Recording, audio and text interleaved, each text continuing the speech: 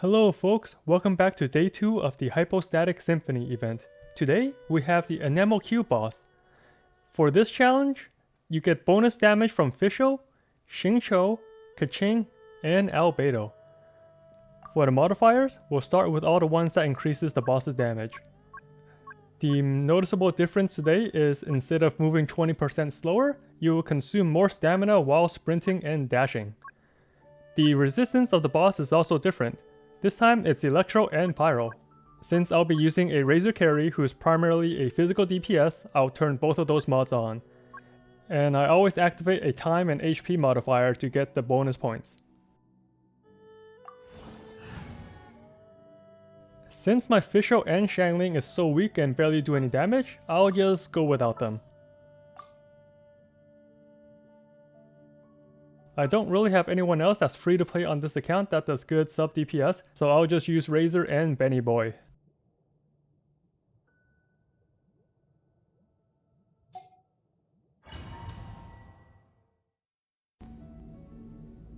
As usual, I'll be explaining what the boss does as I kill it.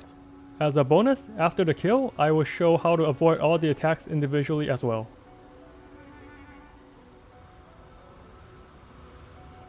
The boss has the same clap attack as before, but this time it actually shoots 3 wind waves. Just stay close to him and dash in as normal. Now this is the new mechanic for this boss. It will spawn a handful of prisms that you can destroy to create an updraft. These updrafts are your best friend. They make the boss a lot easier. Every time the boss is invulnerable, destroy one of these updrafts and ride it to prepare for the next attack. For the tornadoes, just ride the wind you created and wait for it to be over. Glide towards the boss near the end to get in for the damage faster.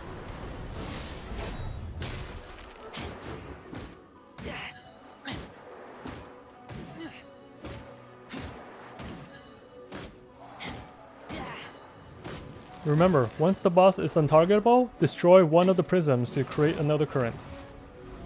This is another new attack. It will sprout wings and keep on flapping. If you're on the ground, you will take a lot of damage and most likely die. So ride the current and go towards the boss to do a plunging attack. The plunging attack will also disable the boss and create the largest opening in the fight. Use this opportunity to use all of your team's bursts and do as much damage as possible. You can also avoid the clap attack by riding a wind current if you don't feel like dashing into it.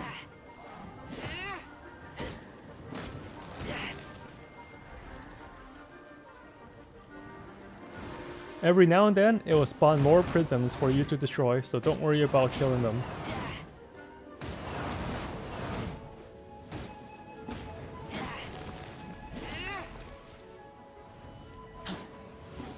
When it teleports to the middle like this, it will cast 3 pulses on the ground. After the 3rd pulse, you can go in and start attacking. As long as you're in the air, the pulses will not hurt you.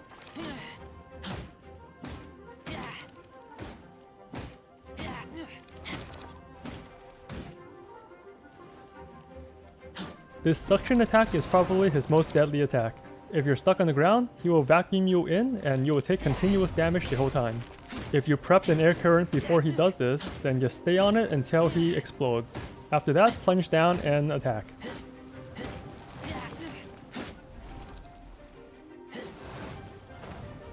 Here's the boss flapping again. Just glide to the middle and use a plunging attack to disable the boss.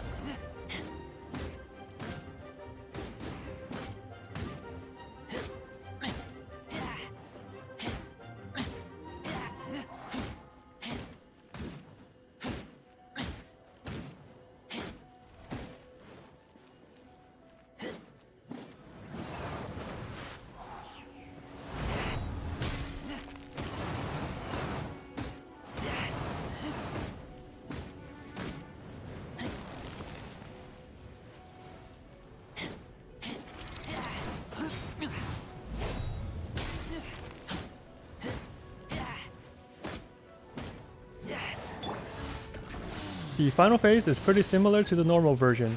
You'll need to grab all the enamel orbs before the boss recovers. In addition to the 4 normal orbs, there's an extra one that will be moving. The orbs are randomly spawned, so just do your best at gliding up and using plunging attacks to get down faster. If you're able to grab all the orbs, the boss will not heal, so you just need one more opening to finish the fight.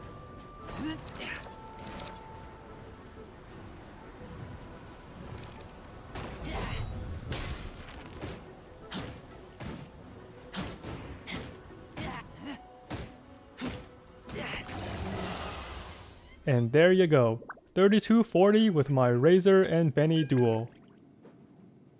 Now to go over all the attacks once again. In the kill feed, the boss did not do its new shooting attack, so here it is. It will shoot 3 linear orbs that will explode when it hits the ground. You'll need to dash at the end to avoid the explosion. You will most likely get hit if you just run normally. An easier way to avoid this is to use the air currents again. Just glide around the boss as it shoots at you to make it miss. You can also close in towards the boss to punish earlier. Here is the flapping attack again. As you can see, you'll take damage while on the ground, so glide on over and do a plunging attack.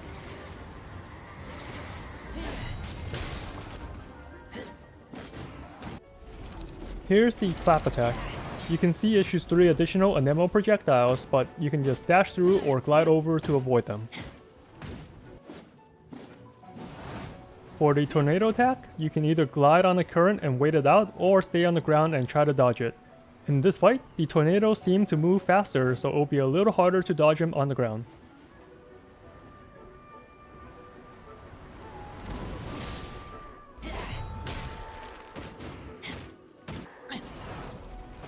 Here's the vacuum attack.